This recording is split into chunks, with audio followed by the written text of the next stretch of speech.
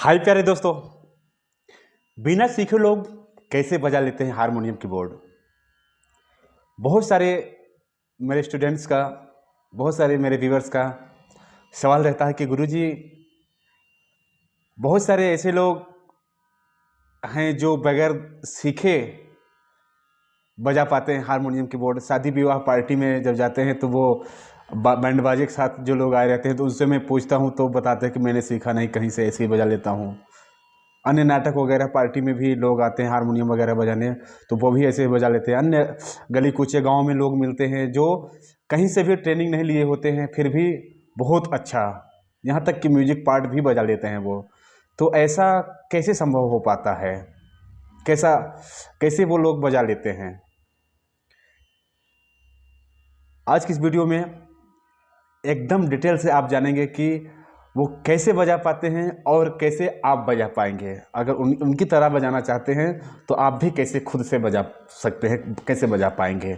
Indian music गुरु channel पर video देख रहे सभी संगीत प्रेमियों एवं कलाकारों को नमस्ते और प्रणाम, आदाब, सत श्री अकाल। बहुत बहुत स्वागत है आप सबका। कैसे हैं मेरे प्यारे प्यारे दोस्तों? उम्मीद करता हूँ कि आप सब बहुत ही बढ़िया होंगे, बहुत ही अच्छे होंगे। साथियों देखें, वो क्या करते हैं, सारा फंडा एक ही है। ना तो उनको सारे गामा मालूम होता है कि सारे गामा पाधा निशा किसे कहते हैं, ना तो थाट मालूम होता है कि कितने कौन से थाट में कौन से सुर आते हैं, ना तो उन्हें राग का मालूम होता है, ना तो अलंकार का। मतलब जो भी क्लासिकल है उससे वो वाकिफ नहीं होते हैं, उसके बारे में उन्हें जानकारी नहीं होती, फिर भी वो तकरीबन तकरीबन गाने बजा लेते हैं। ऐसा ही ना? तो ये कैसे संभव हो पाता है, कैसे वो लोग बजा पाते हैं? देखिए साथियों, यहाँ एक बात आप इस वीडियो से क्लियर जान लें कि हम हारमोनियम या कीबोर्ड को दो तरीके से सीख सकते हैं। दो तरीके से, एक गुरुजी से प्रॉपर ज्ञान लेकर और एक खुद का एक्सपीरियंस लेकर।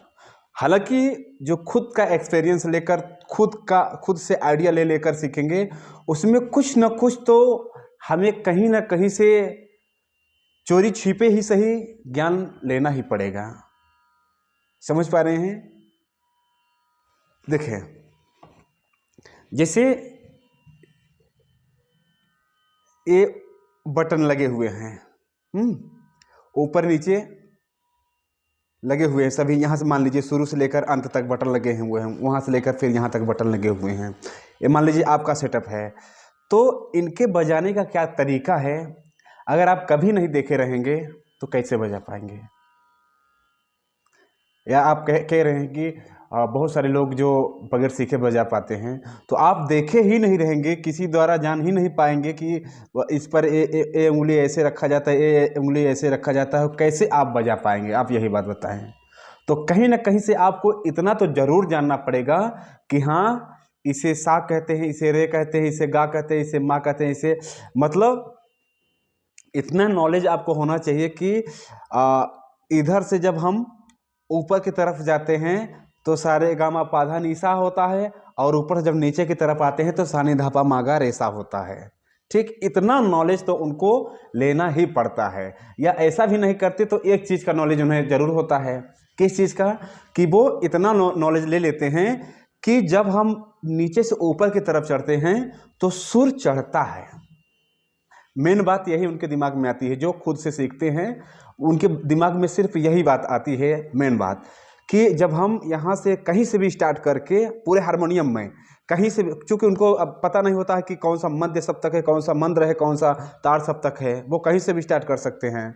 तो उनको ये पता होता है, सिर्फ ये पता चल जाता है कि हम कहीं से भी किसी भी बटन से स्टार्ट करके अगर ऊपर की तरफ जाएंगे तो सुरों का तारत्व जो है, जो तीव्रता है, फ्रिक्वेंसी है, वो बढ़ती चली जाती है, और जब नीचे आते हैं तो फ्रिक्वेंसी घटती चली जाती है। ये चीज़ वो एकदम से अध्ययन कर लेते हैं।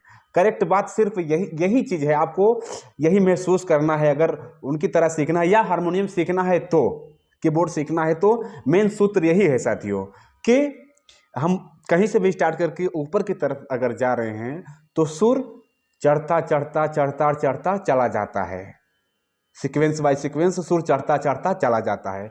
और जब नीचे की तरफ आते हैं कहीं से भी तो सुर उतरता उतरता उतरता उतरता चला जाता है। ये चीज़ वो पक्का कर लेते हैं, ये इतना कंफर्म हो जाता है। उसके बाद क्या करते हैं वो गाने को लेते हैं, गाने के एग्जाम्पल को लेते हैं, और कोई ना कोई उनको बताने वाला थोड़ा बहुत ही सही रहता है। थोड़ा बहुत रास्ता उनको दिखाने वाला होता है कि ये दो ट्रिक बताने वाला होता है कि जब हम ऊपर की तरफ चढ़ते हैं तो सुर चढ़ता है, नीचे की तरफ उतरते हैं तो सुर उतरता है। एक ट्रिक हो गई। और दूसरी ट्रिक क्या बताते हैं, क्या जान लेते हैं वो, कि गाने भी सेम इसी टाइप से होते हैं। समझ पा रहे हैं? गाने भी सेम इसी तरीके से होते हैं। ये मान लीजिए कि हम अगर सारे गामा पाधा निशा करें तो ये मान लीजिए कि 7 सुरों का कॉम्बिनेशन हुआ, आरोह अवरोह, ठीक। बट गाने क्या होते हैं, 4 5 3 6 2 ऐसे सुरों का कॉम्बिनेशन, छोटा छोटा कॉम्बिनेशन बनकर टुकड़ा टुकड़ा जोड़कर गाना बना हुआ होता है। बट जैसे आरोह अवरोह चढ़ते हुए उतरते हुए सीक्वेंस इसमें दिखता है, ऐसे ही करने में वैसे ही गानों में आपको स्पष्ट रूप से देखने को मिलेगा। समझ पा रहे हैं? तो यही चीज़ उनको कंठस्थ हो जाता है, वो जान लेते हैं कि हम कहीं से भी स्टार्ट करके ऊपर की तरफ जाएंगे तो सुर चढ़ेगा, कहीं से भी स्टार्ट करके हम नीचे की तरफ जाएंगे तो सुर उतरेगा, ठीक। और जब हम कहीं से भी स्टार्ट करके छलांग लगा कर जाएंगे तो कुछ सुरों को छोड़कर मतलब वो फ्रीक्वेंसी और अधिक हो जाएगी, मतलब उतने सुरों का अंतर आ जाएगा। जितने सुर हम छोड़े हैं बीच में, उतने सुरों का अंतर आकर जो फ्रीक्वेंसी वो होगी, उसकी फ्रीक्वेंसी हमें सुनाई देगी। इस चीज़ को वो महसूस कर लेते हैं। और ऊपर से भी जब हम नीचे आएंगे तो उतनी फ्रीक्वेंसी नीचे आकर हमें सुनाई देगी। ये चीज़ वो कंफर्म कर लेते हैं, महसूस कर लेते हैं। तो ये चीज़ आपको भी महसूस करना है। कैसे महसूस होगा? जब आप बहुत ही दिल से ध्यान से इसकी फ्रीक्वेंसी को बजाएंगे और सुनेंगे। देखें,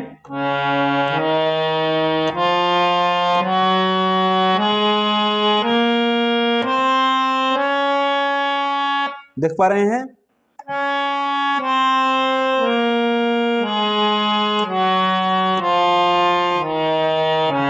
अगर हम ये पहला नोट दबाएं, अगर हम सा सा, महसूस कीजिएगा आप भी कि जब इसको दबाकर हम सा बोलते हैं या आ बोलेंगे तो देखिएगा कितना बल लगता है। आ,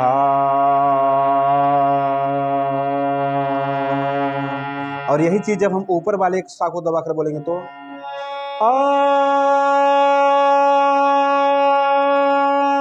अधिक बल लगाना पड़ रहा है। तो इसका मतलब है कि इधर जो है फ्रीक्वेंसी बढ़ी हुई है ना साथियों? यहां से लेकर यहां से हम छोड़कर अगर यहां आते हैं फ्रीक्वेंसी अधिक है, बढ़ी हुई है। तो इसी तरीके से ये तो मैं कई नोटों का तकरीबन 12 नोट का अंतर लेकर यहाँ आपको बताया महसूस कराने के लिए।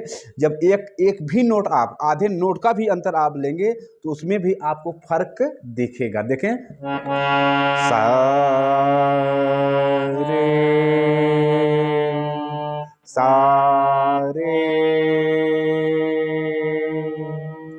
तो ऐसे ऐसे जस्ट अगर ये पहला नोट हो गया, जस्ट उसके सटा हुआ दूसरा नोट है, यहाँ से यहाँ पर भी आएंगे तो उनके फ्रीक्वेंसी में थोड़ा सा चढ़ाव रहेगा, जस्ट बगल भी रहेगा तो ठीक।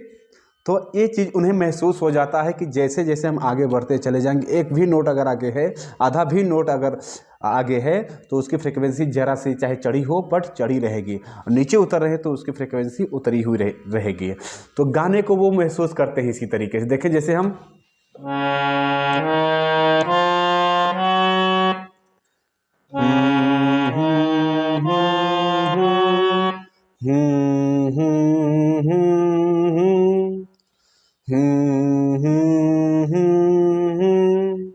समझ पा रहे हैं?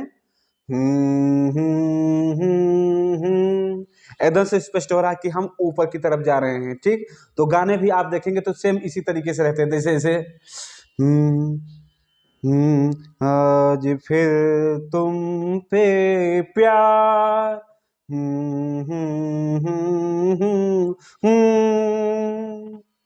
समझ पा रहे हैं? स्पष्ट हो रहा है ना?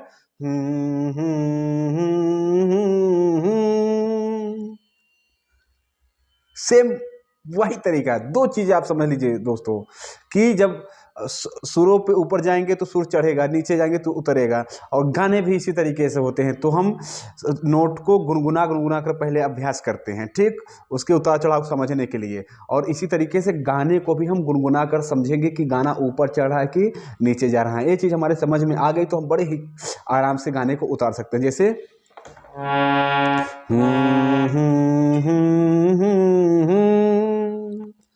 आज फिर तुम पे प्यार, देख रहे हैं, आज फिर तुम पे प्यार, कितना सरल है। आज फिर तुम पे प्यार, ठीक। अब हम ऊपर से अगर कोई गाना लेना चाहें या छलांग लगा कर लेना चाहें तो जैसे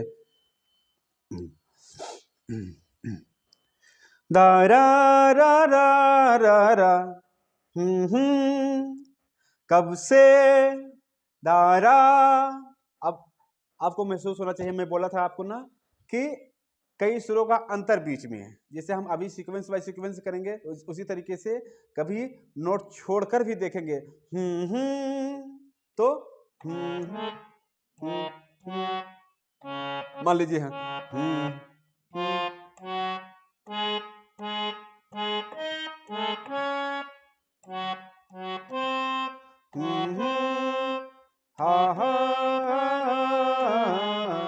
कब से आए हैं तेरे दूल्हे दूल्हे राजा।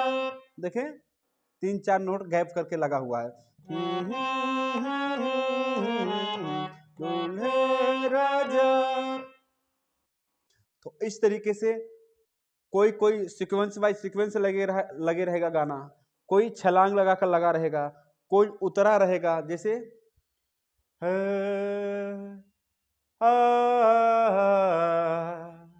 देख पा रहे हैं?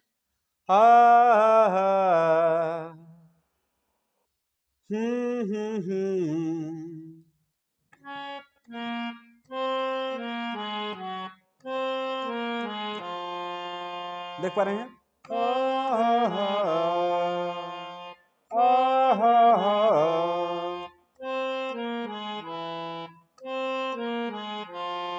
ओढ़ली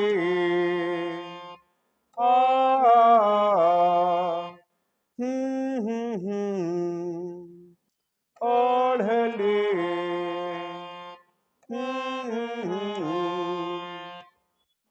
ठीक साथियों, तो आपको भी क्या करना है, चाहे आप कहीं से गुरुजी से सीख रहे हैं या खुद सीख रहे हैं, जो इसका मेन मेथड है उस पर ही आपको भी काम करना है कि सुरों को समझना है, सुरों के उतार चढ़ाव को समझना है। सिर्फ फंडा यही है इसमें। जो गुरुजी से सीखते हैं और जो अपने से खुद से प्रैक्टिस कर रहे हैं, सीखने की कोशिश कर रहे हैं, दोनों एक ही कोशिश कर रहे हैं। समझ पा रहे हैं? वो खुद से कोशिश कर रहा है सुर पकड़ने की, और जो गुरुजी से सीख रहा है वो गुरुजी के गाइडेंस में रह के कोशिश कर रहा है सुरों को समझने की। फर्क सिर्फ इतना है, सिर्फ इतना नहीं, सिर्फ बहुत सारा फर्क है कि अगर गुरुजी के सानिध्य में आप सीखते हैं तो आपका ज्ञान जो है अधूरा नहीं रह जाता। अधूरा ज्ञान आप जानते हैं कि खतरनाक होता है।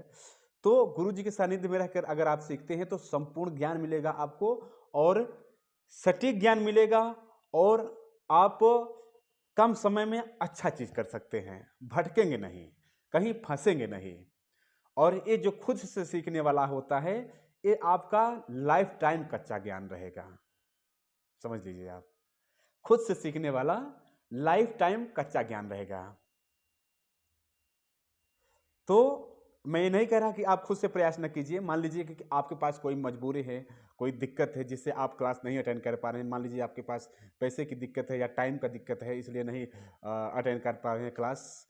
तो आप खुद से अभ्यास करें, बट कहीं ना कहीं गुरुजन से जुड़े रहें।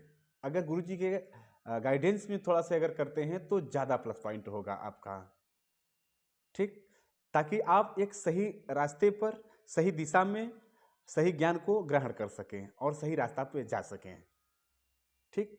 क्योंकि अधूरा ज्ञान हमेशा खतरनाक ही होता है साथियों। तो आप, उम्मीद है कि मेरी एक एक बात को समझ गए होंगे। तैयारी करेंगे आप, चाहे खुद से तैयारी कर रहे हैं चाहे गुरुजन से, दोनों ही का तरीका एक ही है, बस स्थिति अलग अलग है बस, बाकी रास्ता दोनों का एक ही है। चलें मिलते हैं किसी और प्यारे से वीडियो के साथ, तब तक के लिए सभी दोस्तों सभी साथियों से नमस्ते, प्रणाम।